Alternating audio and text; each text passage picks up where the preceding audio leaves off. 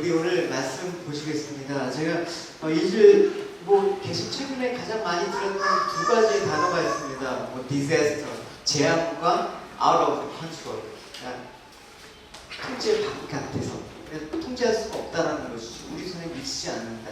그 두 가지 교회가 이제 다 같이 회개하고 부르짖어야 될 때라고 생각을 해요.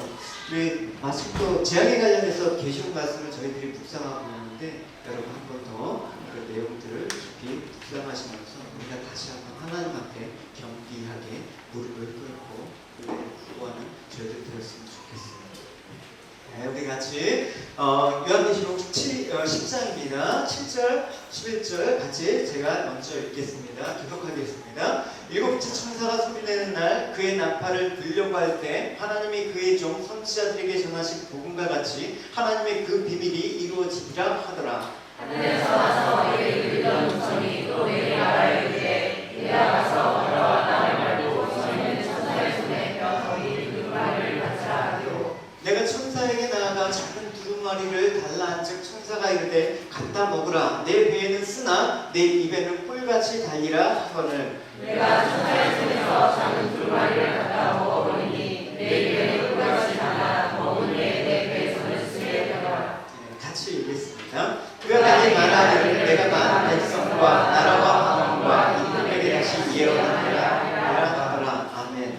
네, 계속 10장에 등장하는 이게 뭐냐면 힘센 천사가 등장합니다.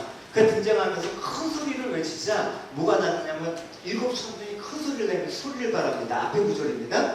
그래서 일곱 천둥이라는 것은 하나님의 말씀을 상징하고 천둥이 울린다라는 것은 하나님의 심판의 말씀이 선포된다라는 그 상징의 의미가 있습니다. 그래서 이제 사도 요한이 그 소리를 하나님의 그 심판의 소리를 듣고 기록하려고 하는데 하나님의 음성이 들립니다. 기록하지 말아라. 그리고 인봉해라. 그냥 일단 봉해놔라.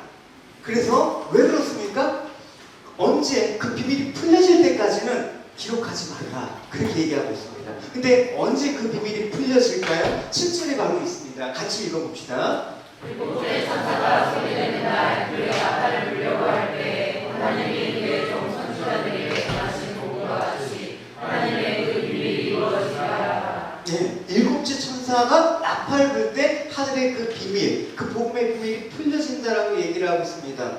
여러분, 우리가 생각을 해보십시다. 왜 하필 일곱째 천사가 나팔을 불 때, 한 첫째 천사가 나팔을 불 때, 왜 한 세 번째 정도 불 때, 왜 이러지 않고 일곱째까지 간다라는 그 얘기를 하고 있습니까? 그러니까 지난주일에 계시록에 대한 배경 설명을 잠깐 해드린 적이 있습니다. 어떤 내용입니까? 초대교회 시절에 극심한 박해가 심하지 않았습니까? 목숨을 걸고 주를 그리스도라고 시인했으면 여러분 목숨을 걸어야 될 때였습니다. 그래서 그들의 이 도미티아누스 황제의 그 박해 속에서 주를 그리스도로 인정하고 따르기 위해서 고난을 받고 있는데 그럼 여러분 힘들 때 여러분 어떻게 합니까 여러분? 여러분 저희 군대 갔을 때 딱 훈련소에 들어가는데 미치겠더라고요. 하루 있다가 하루 딱 훈련 받는데 얼른 제대할 그날이 온 길을 이때 하루 첫날 제대할 그날이 온 길을 속히 기다렸단 말이죠. 깜깜하죠 여러분. 그런 거예요. 초대교회 시절에 이 고통 중에 이제 처음에 밖에 죽기에는 그래도 견뎌야지겠다는 생각이 오지만 주님께서 뭐라고 하고 가셨습니까? 내가 곧 속효리라. 그러니까 이제 이쯤이면 오겠지라는 어떤 간절한 기대와 소망을 갖고 이 박해를 견뎠단 말입니다. 그래서 이 초대교회 그 신자들의 기도의 내용은 바로 이런 거예요. 큰 소리를 부를 때 거룩하고 참되신 대주제여 땅에 거하는 자들 심판하여 우리 피를 갚아주지 아니하시기를 어느 때까지 하시려 하나이까. 주님 빨리 좀 오셔서 이 고난을 거둬나시고 저 악의 무리들을 심판하여 주십시오라는 그 기도를 했단 말입니다. 얼마나 심하면 그랬겠습니까? 그래서 그 초대교회 그 인사가 뭐였습니까? 마라나타가 무엇입니까? 주 예수여. 아멘 주 예수여. 속히 와달라는 거예요. 마라나타. 그러니까 여러분 왜 자꾸만 초대교회 교인들이 이런 기도를 했을까요? 여러분 당장 지금 심판해서 당장 구원해 주시지 왜 이렇게 지체하는 듯한 인상을 지금 받고 있는지 여러분. 근데 우리가 계시록을 읽을 때 그들의 입장에서는 참 안타까운 일이지만 우리 입장에서 보면 참 다행이란 말입니다. 만약에 초대교회 성도들의 기도를 하나님께서 들으셔갖고 바로 심판하셔서 응답하셨다 그러면 저희는 구원받은 자리가 아니라 심판받은 자리로 서 있어야 된다는 것을 알게 되지 않습니까? 주 예수를 믿을 수 있는 기회조차도 없었을 것입니다. 그러니까 오늘 요한계시록에서 요한에게 잠깐 유보해라. 7 나팔이 울 때까지 심판에 대한 하나님의 음성을 유보하라. 그러니까 최후 순간까지 하나님께서 어떤 걸 기대하시는지 여러분 아시겠죠, 여러분? 참고 참는 거예요. 어떻게? 회개하고 돌아올 때까지 참고 참는 거예요. 그래서 7장 끝에 이제 7 대접이 이제 하나둘씩 나올 때마다 하나님께서 참는 사람도 있어요. 뭘 하냐? 회개하는 자를 그 가운데서도 참단 말입니다. 이 재앙 속에서도 하나님의 백성들을 찾아내시는 하나님의 오래 참으심과 하나님의 사랑을 계시록을 통해서 우리가 볼 수가 있다는 거예요, 여러분. 심판 속에서 무시무시한 그 심판의 내용만 보지 마시고 그 속에서 여러분들을 찾아서 하나님 백성으로 만드시려는 하나님의 사랑을 보시란 말입니다. 할렐루야.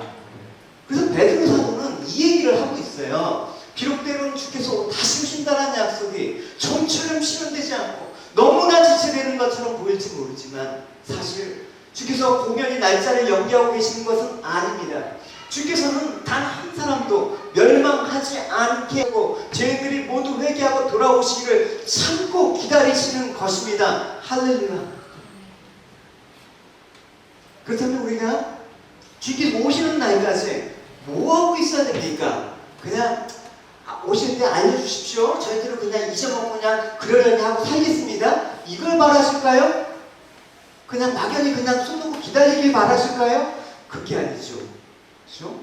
오늘 8절과 10절에 그 사도 요한이 말씀을 받는 내용들을 한번 생각을 해봅시다. 같이 읽어봅시다. 시작. 하늘에서 나서 내게 들리던 음성이 또 내게 말하기를 내가 가서 바다와 바람을 밟고 서 있는 천사의 손에 한 두루마리를 가져라 하고 내가 천사에게 나아가 작은 두루마리를 받아 앉을 천사가 이르되 갖다 먹어보라 내 배에 됐으나 내 입에 흙불같이 가리라 하거늘 내가 천사의 손에서 작은 두루마리를 갖다 먹어보니 내 입에는 흙불같이 자라 먹은 후에 내 배에서는 쓰게 되라. 예, 하늘에서 이제 다시 음성이 들립니다. 기록을 하지 말라. 이것마저 들릴 때까지 기록하지 마. 그리고 음성이 들리는데 사도 요한에게 천사의 펴놓인 채, 그러니까 하나님 말씀이죠. 그걸 먹으라고 합니다.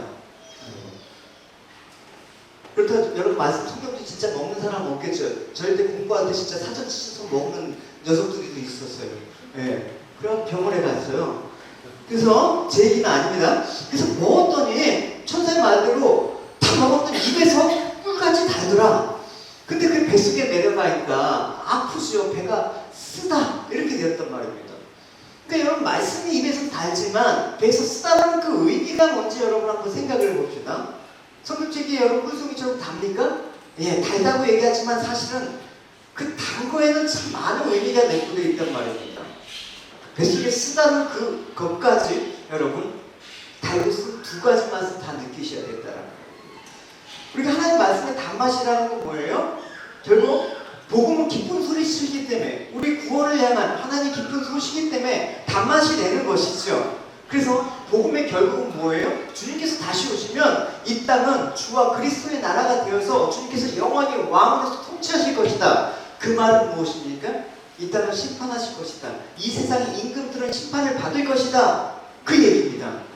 결국은 이 세상의 권세나 영광이나 그 어떤 것이라도 그리스도의 심판의 대상이 된다는 게 복음의 결론이란 말입니다. 여러분, 그러면 기독교의 고전이라고 할 수 있는 천거 역정 여러분 읽어보셨습니까? 거기에 존 버년이 이렇게 얘기하고 있습니다. 존 버년이 얘기하는데 이 세상에 대해서, 이 세상에 대한 그 사람들에 대해서 이렇게 얘기하고 있습니다. 하나님께서 머지않아 우리가 살고 있는 도시가 멸망할 것임을 내가 미리 가르쳐 주었다고 여러 번 설득했건만 그들은 내가 농담하는 것으로 여기고 믿지 않았습니다. 속세 모든 물질과 영화를 잃어버릴까봐 두려워했고 쾌락에 빠져 있었으며 이것저것 온갖 핑계를 대었죠. 멸망의 도시에 있는 일. 여러분, 우리가 성도로서 이 세상을 산다라는 것, 이 세상이 하나님께서 심판의 장소로 보고 산다라는 삶이란 도대체 무엇일까? 잘 생각해 보십시오, 여러분.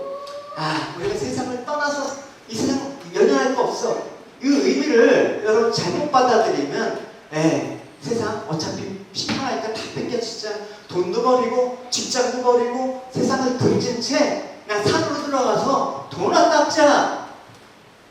이게 세상을 심판의 장소로 보는 시각이냐? 그게 아니죠, 여러분. 그거 아닙니다. 세상을 등진다고 해서 여러분 우리가 그리스도의 고난을 받는다? 그게 아니라 예를 들어서 여러분 쉽게 설명해 드릴게요. 구약의 선지자들이 이스라엘 향해서 심판을 계속 선포했죠. 너희들 망한다. 회개하지 않으면 돌아오지 않으면 너희들 심판받는다. 그게 선지자들의 외침이었단 말입니다. 근데 이스라엘이 망한다라고 했는데 그 선지자들이 망하고 도망가. 그러면 아무런 선지자들은 피해가 없어요. 난 할 말 했으니까 도망가. 하나님께서는 그러지 않았습니다. 너희들 심판을 선포했지. 이스라엘 안에 살아. 그들과 함께 심판의 메시지를 전하면서 살아. 이게 힘든 거란 말입니다. 보기 싫은 사람 여러분 꼴 안 보면 여러분 편하죠. 근데 그 사람을 사랑해. 미치는 거죠. 떠나지 마. 왼수를 그죠? 그래서 여러분 부부싸 한마디 여러분 저 왼수 같은 나중에 왼수가 안 되길 바래요. 부부끼리. 그게 여러분 힘든 겁니다. 그래서 하나님의 선지자들을 이스라엘에 있게 하면서 원치 않는 고난을 당하게 했습니다. 그들의 삶들에 대해서 계속 넌 망하는 거야. 망한. 이름 미움 안 받겠습니까? 이게 말씀의 쓴맛을 보는 거예요. 그 대표적인 예가 여러분 에스겔 선지자예요. 에스겔 선지자도 이 지금 사도 요한과 비슷한 경험을 했단 말입니다. 에스겔이 하나님 영에 사로잡혀서 말씀을 받을 때가 30세에 부름을 받았습니다. 그래서 선지자로서의 감당할 그 사역이 뭐냐? 이 패역하고 이 하나님을 배반한 얼굴이 뻔뻔한 마음이 굳은 이스라엘에 가서 심판의 말을 전해라. 그래서 오늘 사도 요한에게 한 똑같은 말을 했습니다. 에스겔에서 잠깐 확인해 볼게요. 너 사람아 오직 너만 에스겔입니다. 내가 이런 말을 잘 들어라. 저 반역한 백성처럼 너는 반항하지 말아라. 내 입을 벌리고 내가 주는 것을 먹어라. 뭘 먹으라고 했어요. 내가 앞을 보니 내 앞에 손이 하나 뻗쳤는데 그 손에는 두루마리 책이 한 권 들려 있었다. 그리고 그 두루마리를 펼쳐서 내가 보니 앞에 글씨가 써있는데 어떤 게 중요해요? 슬픈 노래와 탄식과 절망의 창, 아우성이 가득하게 적혀 있었다. 그럼 이 상황을 한번 생각해봐요. 에스겔이 지금 이 말씀을 받았을 때가 언제냐면 에스겔이 BC 597년 바벨론 2차 포로 때 잡혀갔습니다. 그때 나이가 25세였어요. 한참 늙은 청년 때란 말입니다. 포로로 잡혀가서 이제 5년 4개월이 지난 시점에 하나님께서 이 말씀을 주신 거예요. 그 당시에 바벨론 포로들이 어디 거주하고 있었냐면 그발강가라는 게 어디냐면 그 유브라데스 강 지류 그쪽이에요. 그발강가 니프 근처에서 집단 포로 생활을 하고 있어요. 거기가 포로촌이었어요. 근데 지금 그 포로촌에서 뭘 건설하고 있냐? 그 강의 지류에서 뭘 건설하겠습니까? 운하. 그래서 유프라데스 강과 바벨론 주요 도시를 이루는 그 연결하는 대규모 운하 공사에 이 바벨론의 포로들이 참여해 공사하고 있습니다. 지금까지처럼 저기 장비가 있는 게 아니잖아요, 여러분. 그죠? 그러니까 얼마나 힘들겠어요. 그냥 맨몸으로 그냥 운하를 만드는 그 공사를 하니까. 그러니까 포로로 끌려하고 산전수전, 공중전, 육기전 다 하는 거예요. 근데 지금 그 상황 가운데 있단 말입니다. 근데 만약 하나님께서 에스겔 선지자를 보내셨으면 여러분 같으면 어떤 말을 전해주겠습니까? 내 동포가 포로 생활과 함께 죽어 고생하고 있는데 가서 너 망한다? 죽여 오르시죠. 그 소리예요. 그 소리 지금. 슬픈 노래와 탄식과 절망의 소리를 그들에게 가서 전해라. 이거는 아픈 상처에 소금 뿌린 것과 똑같은 지금 상황이란 말입니다. 그래 에스겔 입장에서는 이걸 전하라고 하니까 선뜻 내세우지 않죠. 내가 그런 말 못합니다. 지금 저도 위로해도 천차만별에 하나님 탄식과 절망과 심판의 말을 전하라뇨. 저는 못합니다. 하나님께서 어떻게 하시겠습니까? 입을 벌려서 속된 말로 집어서 누셨습니다. 억지로. 같이 읽어봅시다. 또 너에게 이르시되 인자야 너는 발견한 것을 먹으라. 너는 이 두루마리를 먹고 가서 이스라엘 족속에게 말하라 하시고 내가 입을 벌리니 그가 그 두루마리를 내게 먹이시며. 애들 여러분 밥 안 먹으면 어떻게 합니까? 막상장 안 먹으려면 어떻게 해요? 여러분? 안 먹죠. 그럼 어떻게? 강제로 입을 벌려갖고 놓죠. 왜 죽으니까? 그러니까 지금 에스겔이 이 말을 안전하게 쓴다고 뻗치는 거예요. 원래 이게 원문에 보면 내가 벌리니가 아니라 내가 입이 벌려진이에요. 수동형으로 돼 있단 말입니다. 원문에는. 그러니까 하나님께서 싫겠다고 나 이거 정말 내가 왜 이런 말을 해요 하면서 싫겠다고 뻗치기는 그 에스겔 선지자 입을 벌리면서 야 먹어! 지금 이 소리를 하고 있는 거예요. 참 힘들죠 선지자가. 그냥 말씀을 차라리 모르면 말씀을 차라리 그냥 내가 하나님과 무관한 삶을 살면 이 고통 안 해도 되는데 나를 왜 이렇게 부르셔갖고 왜 하나님 망한다고 하십니까? 이 말씀 받아 먹으라니까 입 벌릴 사람이 어디 있냐고요. 그 당시 거짓 선지자들은 어떻게 얘기했겠습니까? 하나님과 무관한 거짓 선지자들은 그 당시 이런 말을 했어요. 하나님께서 이렇게 얘기해요. 온 세상 중이신 여호와께서 말씀하셨다. 너희는 지금 예언자들이 너에게 하는 말을 따르지 말아라. 그들은 너희를 지금 바보 취급하고 속이고 있다. 그들이 너에게 주는 위로나 약속은 내게 온 게 아니래요. 자신의 차황된 생각으로 얘기하는 거예요. 내 책망과 경고를 무시하는 자들에게도 그들은 서심없이 이런 약속을 선포한다. 하나님의 이름을 감히 빙자해서 주께서 말씀하셨습니다. 여러분의 안다는 걱정이 없을 것입니다. 또 자기 완고하고 흉악한 생각에 살아가는 사람들에게도 그들을 이렇게 얘기해 준대. 여러분 불길한 일이 조금도 닥치지 않을 거니까 두려워하지 말라. 이 거짓 선지자들이란 말입니다, 여러분. 이게 단맛이에요, 여러분. 아, 교회 와서 위로를 받았다, 격려를 받았다, 좋아하실 필요 하나도 없다라는 거예요, 여러분. 지금 이 시대에 우리가 살고 있단 말입니다, 여러분. 무엇이 바른 복음이냐? 여러분 잘 여러분 신앙생활 하시기 바랍니다. 그래서 이렇게 볼 때 교회에서 선포되는 메시지를 보면 우려되는 부분이 있습니다. 다 그렇다는 건 아니지만 많은 경우가 복, 위로, 평강 뭐 이런 거 진짜 복과 그런 것도 아니고 이 땅에 물론 우리에게 이런 말씀이 필요하죠. 네, 필요하죠. 하지만 지금 이 세상의 악함을 비춰볼 때 정상적인 게 아닙니다. 주님께서 죄 때문에 이렇게 말씀하셨습니다. 저희가 평안하다, 안전하다 할 그때에 뭡니까? 여자가 해산의 고통에 이른과 같이 멸망이 뿌려진 저에게 이르더니 결단코 피하지 못한대. 그러니까 깨어있으라. 너희가 하나님 말씀 안에서 깨어있으라. 그 얘기를 지금 성경은 지금 계속해서 우리에게 하고 있는 것입니다. 복음은 하나님의 구원의 소식, 단맛뿐만 아니라 심판의 그 쓴맛도 전하는 것이기 때문에 쓴맛을 전할 때 단맛에 길들여진 사람은 안 받아들이고 핍박을 하는 수밖에 없다라는 것을 여러분 경험하셔야 되는 거죠. 반쪽짜리 복음이라는 건 없습니다. 그러니까 하나님의 사람에게 에스겔 선지자도 내가 싫습니다 하는데 쓴맛은 내가 안 보겠습니다 라고 하는데 하나님의 부름을 받은 사람은 어떻게 한다?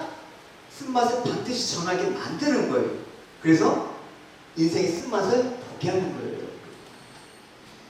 여러분 사람들은 제가 목사이진 않지만 자기가 듣고 싶은 것만 들으려고 합니다. 보고 싶은 것만 보려고 합니다. 그러니까 똑같은 걸 들어도 있죠. 아, 내가 듣는 것만 단맛만 취하려고 하는 속성이 있단 말입니다. 그러면 하나님께서 우리에게 복음을 주셨으면 그 복음이 온전히 전해주겠으면 어떻게 합니까? 너희들이 먼저 쓴맛을 경험해야지 이 맛을 알아야지 전해져요, 여러분. 복음의 맛도 모르고 여러분 그냥 전할 수는 없지 않습니까? 그래서 주시는 것이 뭐냐? 그래서 주신 것이 연단이라는 거예요. 네, 고난이라는 것이죠. 보십시오.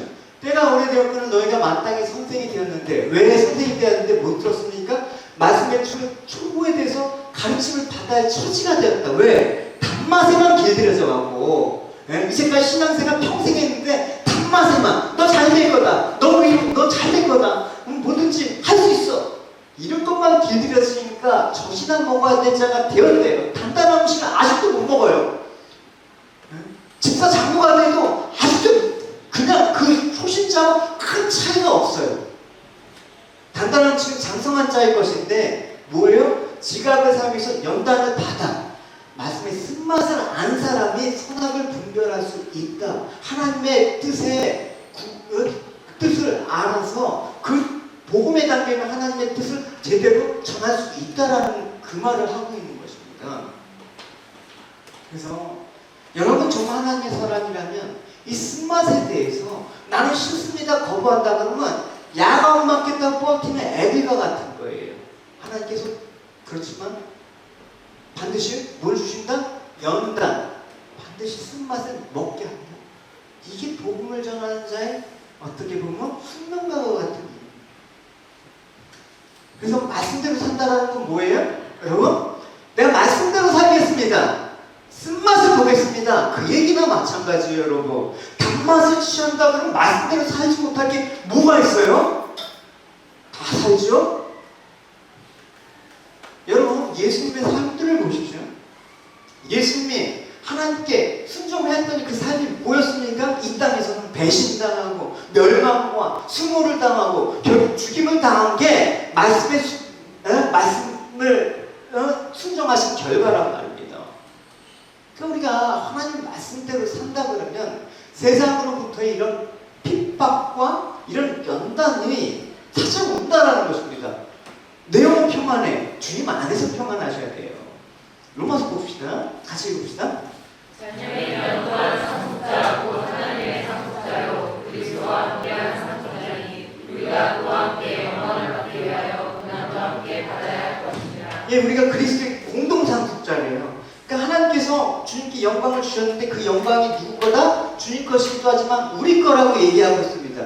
근데 그 영광 안에 포함되어 있는 게 주님의 모든 것 중에 주님의 고난도 우리 거래요.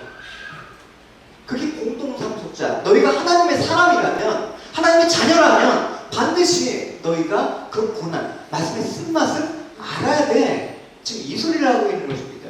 그러니까 이 삶들이라는 것은, 말씀을 내가 따라 산다는 것은 그렇게 여러분 그냥 만만한 게 아닙니다. 이 쓴맛을 내가 보겠습니다. 인생의 쓴맛. 그래서 이 인생 가운데 그리스도의 승리와 그리스도의 고난을 내가 함께 받겠습니다. 그 고백이란 말입니다. 그게 말씀의 단맛과 말씀의 쓴맛이라는 사실을 여러분 잊지 마시기 바랍니다. 사람들은 말씀에서 항상 단맛만을 취합니다. 보십시오. 말세 때 이럴 것이다라고 얘기했습니다. 때가 이르니 사람의 바른 교훈을 받지 아니하며 귀가 간지러워서 자기의 사역을 따를 스승을 많이 두고 또 귀를 진리에서 돌이켜 허탄한 이야기를 따른다. 그렇죠? 자기 사역과 허탄한 이야기들에 관심이 많은 거예요. 교회는 그런 곳입니까? 우리가 말씀은 우리 인생을 쓰게 한다는 이 사실을 우리는 거부하려고 해요. 영화 중에 그의 제목이 있었잖아. 너는 내 운명. 누구예요? 그 전도연 씨에 나온 거. 그죠? 너는 내 운명. 그게 뭐예요, 여러분? 정말 사랑하니까 너의 죽음도 내 죽음이다. 선지자 운명이 내 운명이다. 수많은 믿음의 선지자들이, 사도들이 간 길이 내 운명이다. 주님께서 당하신 그 운명적인 죽음이 내 죽음이다. 이 고백이란 말입니다. 예수님을 사랑한다고 하면서, 예수를 믿는다고 하면서, 예수님의 운명이 내 운명이라는 걸 거부하면서, 나는 말씀을 읽지만 말씀이 집어주는 이 짐만은 싫습니다. 나는 이 땅에서 위로와 복은 좋지만, 이 땅에서 단맛을 취하는 건 좋지만 쓴맛을 맛보는 건 싫습니다. 이렇게 한단 말입니다.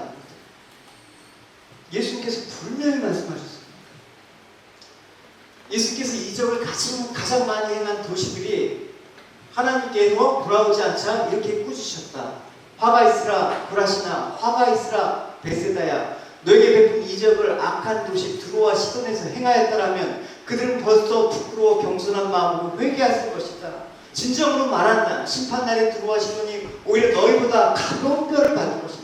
가버나움아, 내가 하늘에 오를 것 같으냐? 지옥에 떨어질 것이다. 내가 베푼 이적을 소돔에게 베풀었더라면 그 도시는 오늘날까지 여기에 남아있을 것이다.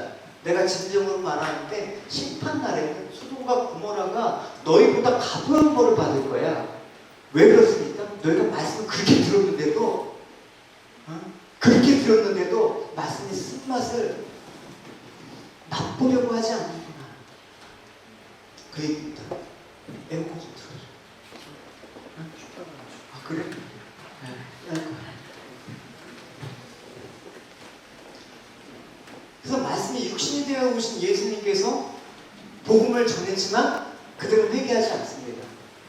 이스라엘에게 전한 말씀과 그 권능을 그 멸망한 소돔과 고모라에게 차라리 제가 느끼는 게 있는데 차라리 생짬으로 정말 교회도 다녀본 사람 없는 사람 앉혀놓고 처음부터 복음을 안 익혔으면 지금 이 모양이 아닌데 내가 조금 교회 다녔다고 내가 조금 안다고 내가 조금 설교 들어갔다고 교만한 채 그래? 나 알아.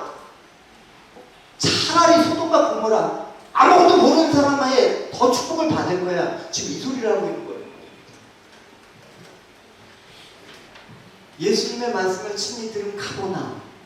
예수님께서 거기서 사용하셨습니다. 예수님이 가버나움 가셨다란 말을 얼마나 복음서에서 많이 했습니까?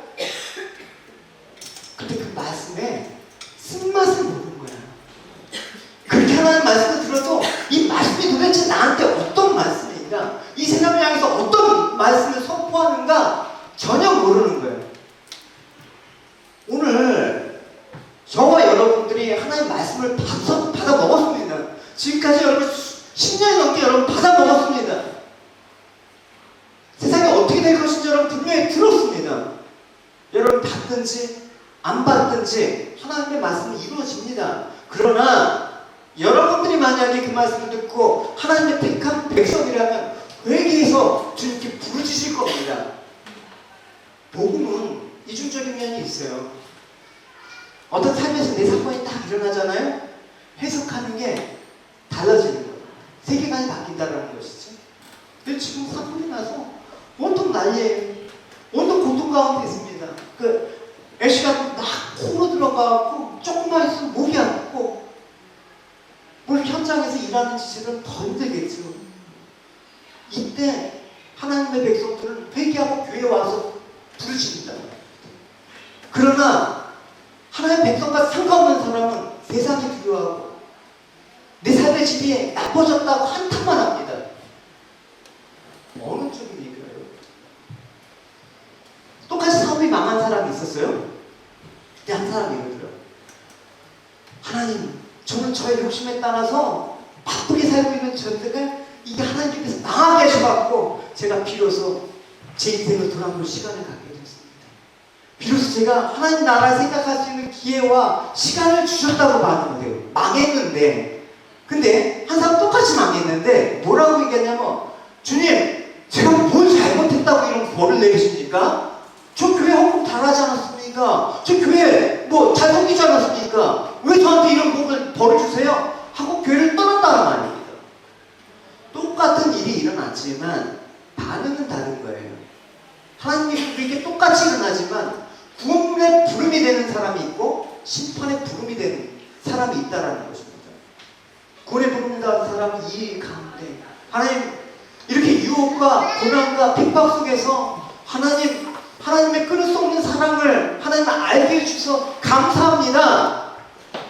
이 찬양을 하는데 한 사람은 똑같은 일 중에서 왜 재수없게 이런 일이 나한테 일어나 하면서 원망과 저주를 뿌리면서 떠나더라. 그 얘기를 하는 거죠. 절대 하나님의 백성의 구원은 이 땅에서 말입니다.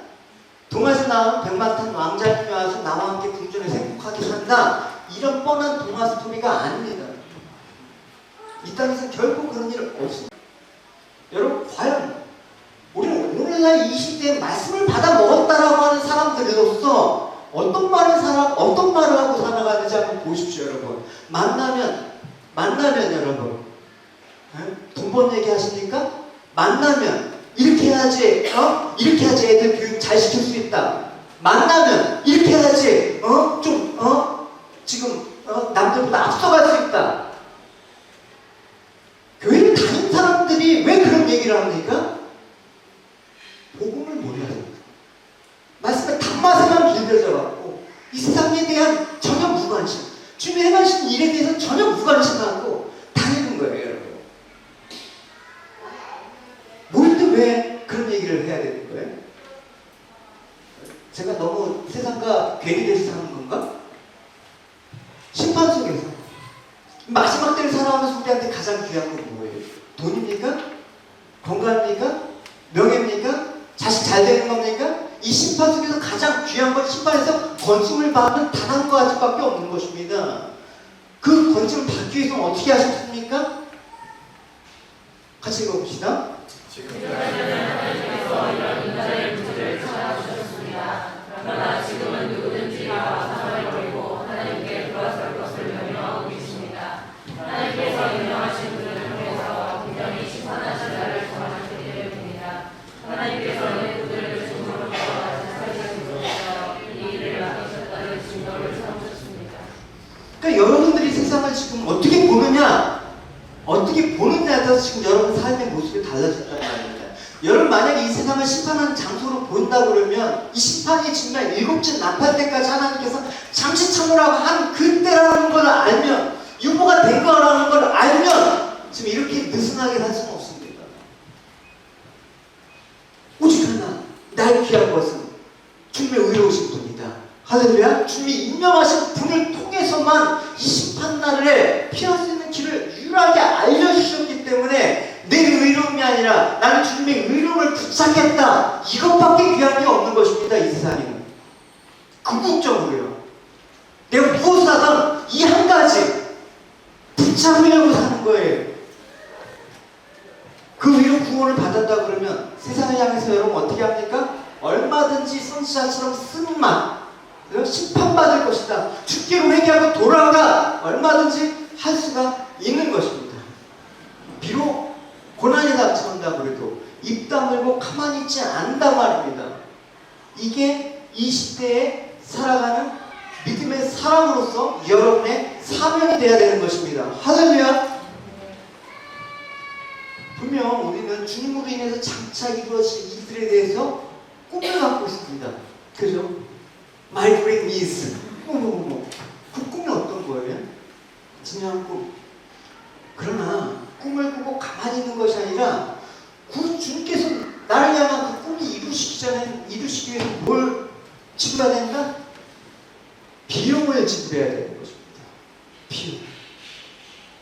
그래서 참된 그리스도의 유일한 목표는 뭐냐? 여러분 고백하잖아요. 하나님 영광을 위해서 내가 살겠습니다. 하나님 영광을 위해서 살겠다. 좋아요. 훌륭해요. 그 여러분 꿈이라면 그 꿈을 간직하십시오. 그러나 막연하게 하나님 영광을 위해서 살아야지 하는 것이 아니라 그 영광을 위해서 내가 어떤 목표를 갖고 그 목표 때문에 내 삶이 재편이 돼야 되는 거예요. 삶이 단순화돼야 되는 거예요. 쓸데없는 에너지와 시간, 재능 소비하지 말고 내가 먹든지 마시든지 무엇을 하든지 하나님의 영광을 위해서 자신을 불태워야 되는 것입니다. 그거지. 그리스도의 사람이라는 것은 비용 지불 없이 하나님의 영광을 위한 삶이라는 건 없습니다. 단맛에 취해져갖고 내가 하나님 축복 받으려니 기대하지 마십시오. 보십시오. 예수님께서 무릇 내게 오는 자가 자기 부모와 처자와 형제와 자매와 더욱 자기 목숨까지 미워하지 아니하면 능히 내 제자가 되지 못하고 누구든지 자기 십자가를 지고 나를 따르지 않는 자도 능히 내 제자가 되지 못하리라. 너희에게 누가 망대를 세우고자 할진대 자기의 가진 것을 준공하기까지 족할지를 먼저 앉아 그 비용을 계산하지 아니하겠느냐. 그렇게 아니하여 그 기초만 쌓고 능히 이루지 못하면 보는 자가 다 비웃어 이르되 이 사람이 공사를 시작하고 능히 이루지 못했네. 그냥 벌려만 하고 하지도 못했네. 이 소리를 듣는 거란 말입니다. 이게 무엇입니까?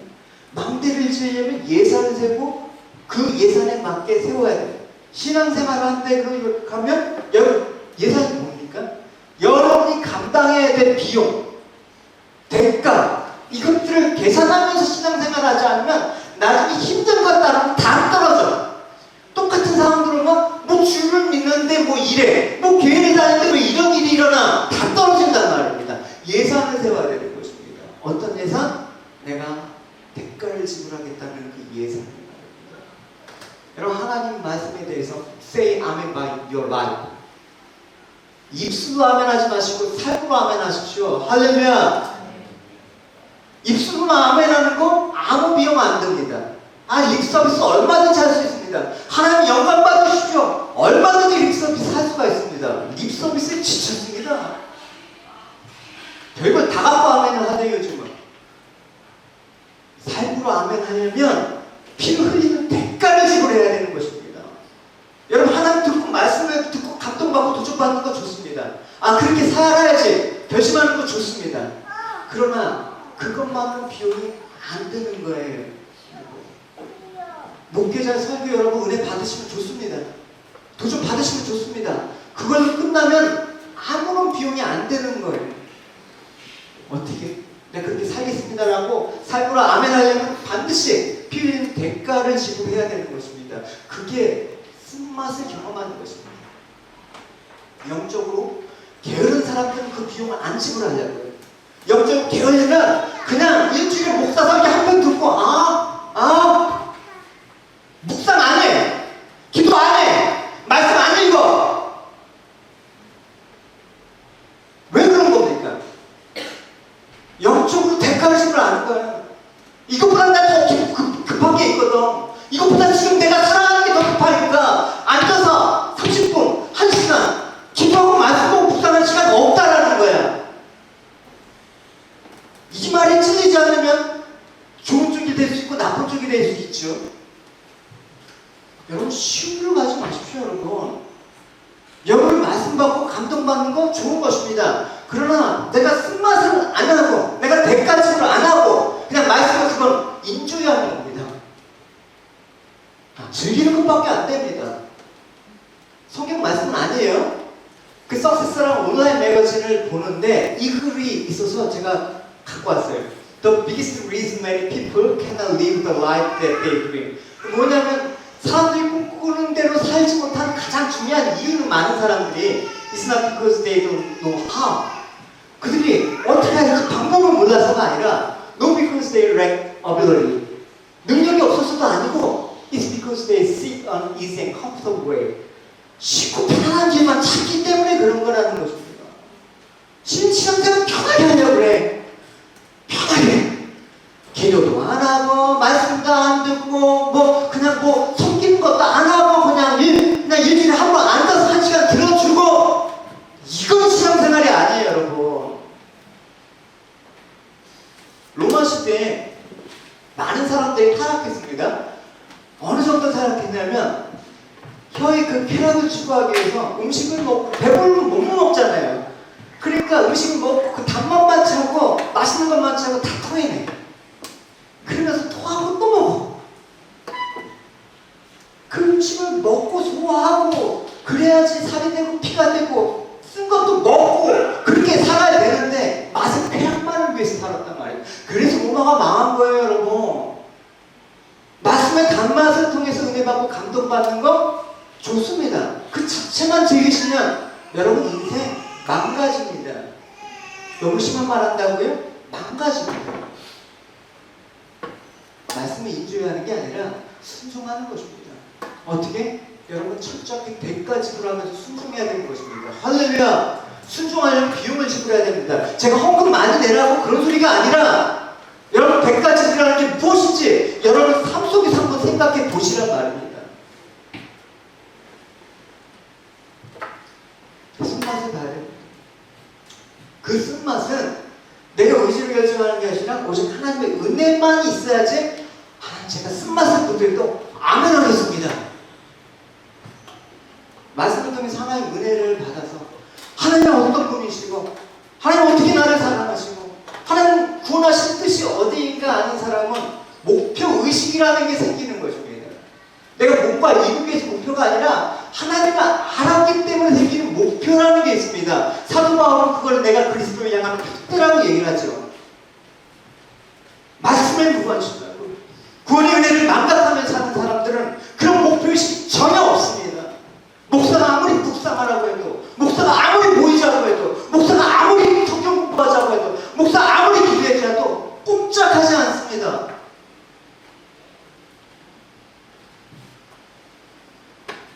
꿈만 꾸고 축구는 바라고 단맛을 기대하고 비용을 지불할 마음이 전혀 없는 이것을 영적인 게으름이라고 얘기하고 있습니다. 그래서 왜 한 달란트를 받고 땅에 묻고 주인이 왔을 때 한 달란트 데려드는데 주인이 뭐라고 했습니까? 이 게으르고 뭐라고? 악하다고 얘기했어요. 뭐가 악한 거예요? 그 사람 뭐 잘못했어요? 그냥 주인 거 묻었다 줬는데 그걸 왜 악하다고 얘기해요? 우리 삶 속에서 여러분들이 말씀을 적어도 아는 자라면, 예수 그리스도 십자가가 뭔지 나에게 아는 자라면 이렇게 주님과 무관한 삶을 살 수가 없는 겁니다. 그러니까 주님을 추구하는 것이 아니라 불의를 추구할 수밖에 없는 것입니다. 아, 이렇게 사도 주님께서 축복했죠. 천만에요. 그건 저주입니다. 그래서 왜 세상은 불의하다고 얘기하고 합니까? 주님과 무관한 삶을 살면 불의한 거예요. 여러분. 저 사람 착하다? 물론 유교적인 관점에서 그럴 수 있지만 우리가 성경적인 관점에서 보면 주님과 무관한 것들은 다 불의한 세상. 믿음으로 산다라는 건 무엇입니까? 보이지 아니하는 주님의 말씀을 주의 날 임하기를 사모하면서 기다리는 것. 그래서 정말 하나님의 말씀의 사람이라면 세상 사람들과 생각하는 것들이 분명히 다릅니다. 제가 얘기했죠, 여러분. 30분만 얘기해보면 그 사람 세계가 다 드러나. 뭘 생각하고 뭐가 관심이 있는지, 뭐에 지금 온통 정치인 팔려가고 그렇게 바쁜지 다 드러나. 세상 사람들이 즐거워하는 거에 대해서 우리는 울어야 됩니다. 비통해야 됩니다. 세상 사람들이 우는 거에 대해서 우리는 즐거워야 됩니다. 전혀 다른 세상을 살고 있는 거예요. 이 땅에 살지만 기독교인이라는 거는 내가 교회를 출석해서 그냥 예배 한번 드려주고 그게 기독교인이 아니란 말입니다. 사도 바울은 십자가에 못 박힌 당신 자신에게 이렇게 얘기했습니다. 세상에서 나를 보면 세상에서 나를 보면 난 죽은 자식으로 될 것이다. 그러나 십자가에 못 박혀서 내가 십자가 안에서 세상을 보니까 세상이 죽어있네. 그게 얘기하는 것입니다. 여러분 어디에서 주님을 바라보십니까? 이런 주님의 말씀의 쓴맛을 경험했다고 한다 그러면 세상이 무너지는 소리에 우리는 두려워하지 않습니다. 오히려 즐거워할 수가 있습니다. 요한계시록 18장의 내용이에요. 그게 같이 읽어봅시다. 그리고 너희의 문제를 들고 슬퍼하며 말할 것입니다. 끔찍하니라. 이 도시가 재앙을 받았구나. 그 넘치는 재물로 우리도 부자가 되었는데, 그런데 지금 그 모든 것은 한 순간에 질더미가 되었구나. 그러나 하늘이여, 하나님의 자녀들이여, 예언자들이여, 그리고 사서들이여, 그 도시의 운명을 도와주시오. 마침내 하나님께서는 여러분을 위해서 그 도시를 심판하시는 것입니다. 울며 애통하는 자들과 즐거워하는 자들이 지금 대비가 되지 않습니까? 여러분들은 어디에 속한 겁니까? 교회는 세상의 고난을 피하게 해주는 그런 장소가 아닙니다. 오히려 고난을 통과하면서 해야 될 일이 있다라고 알려주는 거예요.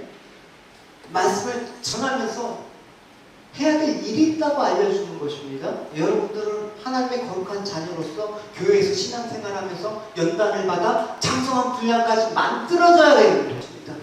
이런 쓴맛과 단맛들을 다 알아서 여러분 인생에서 배울 수 있는 사람은 뭐예요? 틀림없이 산전수전 다 겪은 사람 보고 우리 뭔가 배울 점이 있다라고 얘기해요. 그건 뭐예요? 인생의 쓴맛도 본 사람이고 인생의 단맛도 본 사람, 그 사람은 산전수전 다 겪었다라는 거예요. 여러분 복음으로 여러분 산전수전 다 겪으셔야 됩니다. 할렐루야, 할렐루야. 복음으로 말미암아 여러분의 삶들이 어려워질 수가 있습니다. 저에게 출석하는 것으로 인해서 여러분 삶이 어려워질 수가 있습니다.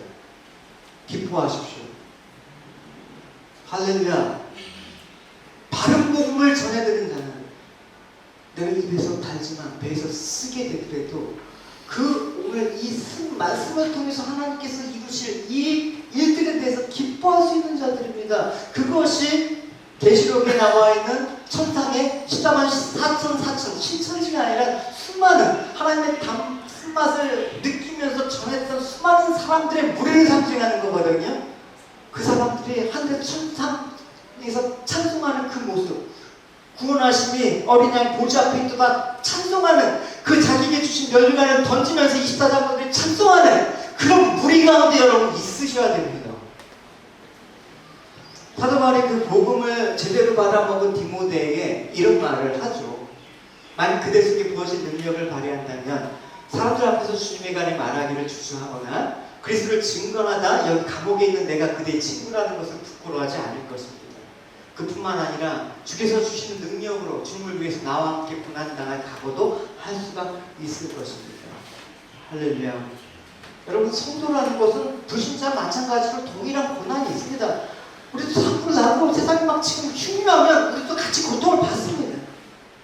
그러나 막연히 두려워하고 고통을 받는 그 희망 없이 기다렸다 멸망받은 자들과 달리 우리 이 속에서 고뇌 소망을 품고 기꺼이 고난을 감내하면서 주님 어서 오십시오 말하라 할 수가 있는 것이에요. 할렐루야. 최후 승리를 여러분 마지막 때가 다가왔습니다. 마지막 때 주께서 다시 오십니다. 할렐루야. 지금 바다와 산과 하늘이 온통 흔들리고 있습니다. 여러분 기도하셔야 될 때입니다. 할렐루야. 뭘 붙잡고 계십니까? 말씀을 붙잡으셔야 됩니다. 내게 몸에 좋은 것들을 마지막 날 입으실 그 쓴 것들을 맛보셔야 됩니다. 달게 느껴지면 기뻐하십시오. 쓰게 느끼더라도 그것이 나에게 하나가 된다고 생각하십시오. 기쁨 가운데 주님께서 마지막 날 다시 오실 때 우리는 이를 갈고 슬퍼하는 자들이 아니라 주님께서 다시 오는 그날에 기뻐하면서 주님 어서 오십시오. 주님 드디어 오셨군요 하는 기쁨의 찬양이 우리들 가운데, 애달의 가운데, 여러분 가운데 함께 있기를 주님의 이름으로 축원합니다. 우리 같이 일어서 기도합시다.